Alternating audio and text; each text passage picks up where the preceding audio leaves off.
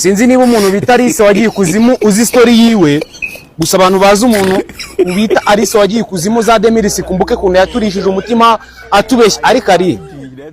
umutima wandishije ugatuma ndara ndasinziriye utubeshya uburyo ngo wagiye kuzimu ngo mu minota 20 wari ugeze ngo noneho ngo Alice kugira ngo ubyemere neza kugira wumve story y'ukuntu yari ikabije, wafite n'amafoto ngo afitanye selfie na Satani, ngo Satani yatanze peace ngo yo urugero sofero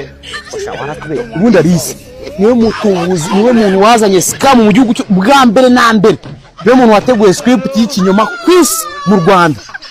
ahita azayikubita, niwe muntu nyine wateguye ijambo scam mu gihugu cy'u Rwanda, niwe wabimburiye abandi bose ahita avuga ngo bikorwa gutya, none sinzo nabonye noneho we yaje ntabara kabutindi ziragwira ngo ngewe ngo siri badada ngo ubonye napfuye, wapfuye hesha amugana wasanga aranapfu umuvana uzavuga bira bintu uri muzima ko no gushaka umufongo karifu dore umuvandimwe ahubwo uwo Satani wamuvuga mwaje muturangira inzira iyo natwe tukazana umufungo dore umugore umugore we rero wahiye Alice niwe wizani niwe wipangiye umushinga we, apanga umushinga rivuye ati ngenge kubeshya abanyarwanda uburyo nagiye kuzimu agenda nkagaruka nkajya mu nama y'incisho ngo noneho ngo Alice ikintu gitangaje agikuzimu bwa mbere na mbere yitabira inama y'incisho n'ibikeri noneho ngo urushishi ngo rutanga igitekerezo mbabarera muri kana